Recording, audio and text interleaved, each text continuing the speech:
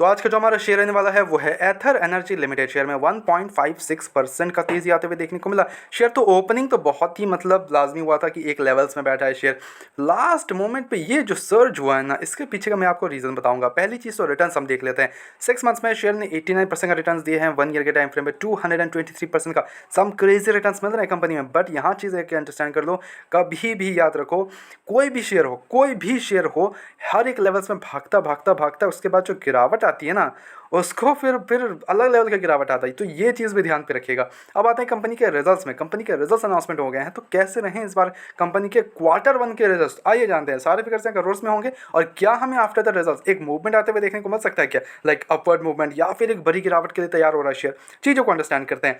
Sales में company के 645 करोड़ से 1217 करोड़ जाते हुए देखने को मिल रहा है, विच इज ऑलमोस्ट लाइक 90% का जंप है सेल्स में। बहुत ही शानदार जंप है कंपनी के सेल्स पर्सपेक्टिव में, आई एम सेइंग दिस। और वही अगर हम ऑपरेटिंग मार्जिन की बात कर ले तो वो 21% से इस बार नेगेटिव ओनली 2.7% पे आ चुका है, और जिसके कारण जो ऑपरेटिंग प्रॉफिट है कंपनी का वो नेगेटिव 134 करोड़ था पिछले ईयर, यानी कि वो नेगेटिव में बोल रहा हूँ, इट्स 134 करोड़ लॉस किया था पिछले year. For this quarter it's only 33 crore loss. बड़ी जंप दी है कंपनी ने, बहुत बड़ी जंप है। ठीक है, 34 करोड़ का ओनली लॉस है, और कंपनी अपने आप को जो लॉस है ना वो कम करते आ रही है। कंपनी अपने आप को प्रॉफिटेबल बनाने के एकदम मतलब पास ही है। आई एम थिंकिंग कि नेक्स्ट क्वार्टर हमें एक कुछ प्रॉफिटेबल देखने को मिल सकता है। That's what I am thinking.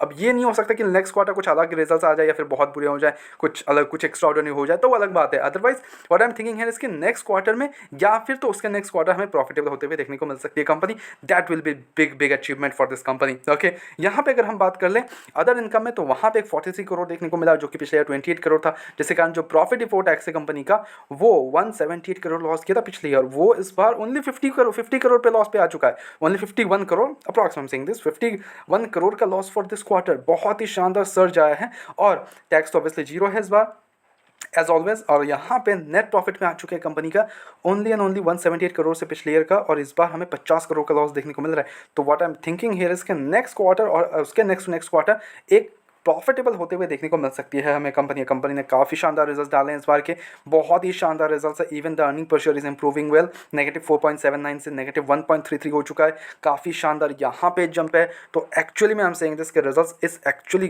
Great result, बहुत ही शानदार रिजल्ट्स है। That's why I am saying, because company जिस हिसाब से अपने आप को धीरे धीरे करके प्रॉफिटेबल के रास्ते पे आ रही है ना, that is amazing thing, that is amazing, that what I am like talking about. Amazing है रिजल्ट्स। पहले ही कंपनी के 300 करोड़ के लॉस हुआ करती थी, धीरे धीरे कंपनी ने अपने आप को लॉस कम किया, लाइक 80 करोड़, 90 करोड़, 100 करोड़ का लॉस करी। अब for this quarter only 50 crore का लॉस बचा है।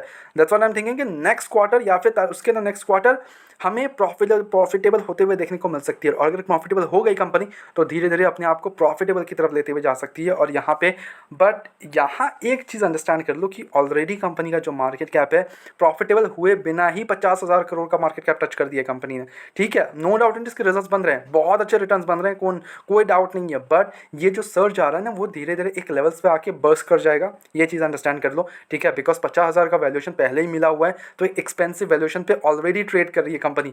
अब किसी ने अगर बहुत ही निचले लेवल लेके रखे हैं ना, तो आराम से बैठो। ठीक है, जल्दीबाजी करने की जरूरत नहीं है। अब इसको मैं बोलूँगा कि इसको बाय ऑन डिप करो। ठीक है, गिरावट में आए तब खरीदो, ना कि किसी भी तेजी में आप इसको अप्रोच करने जा रहे हो। सपोजली ऑब्वियसली कल में जंप आते हुए देखने को मिल सकता है शेयर, बिकॉज काफ़ी बढ़िया रिजल्ट्स हैं। ठीक है, बट उसके बेसिस पे आप जाके ये मत इन्वेस्टमेंट कर दो कि हमें 10 लाख डाल दिए, ये डाल दिया, वो डाल दिया। नो, वैसा नहीं करना है। ऑलरेडी भागा हुआ शेयर है भाई, बहुत ज़्यादा भाग चुका है शेयर। लिटरली शेयर अभी भी ऑल टाइम हाई के आसपास बैठा हुआ है। तो इतनी जल्दीबाजी मत करो चीज़ों को लेके, समझ रहे हो बात को। तो आराम से बैठो, प्रॉफिटेबल होने दो धीरे धीरे, और धीरे धीरे जैसे प्रॉफिटेबल होगा तो यहाँ पे करेक्शन भी आएगा। करेक्शन आते समय तब अप्रोच करो है कंपनी को, तब खरीदो। समझ रहे हो बात को। बट क्या आप होल्ड करते हो अभी भी शेयर को, वो कमेंट कर दो। एंड कैसे लगे इस बार के Q1 के रिजल्ट्स, वो कमेंट कर दीजिए। हमारी तरफ से कोई बाय एंड सेल कमीशन बिल्कुल भी नहीं, ओनली सजेशंस है। तो प्लीज टेक एज सजेशन, अपने एजुकेशन पे तौर पे वीडियो को देखो। Go ahead do research as well and then make the investments blindly, किसी विश्वास कर इन्वेस्टमेंट्स ना करें। ऐसे रेगुलर अपडेट्स को चैनल को सब्सक्राइब कर लो, वीडियो को लाइक कर लो। मिलते हैं नेक्स्ट वीडियोस में।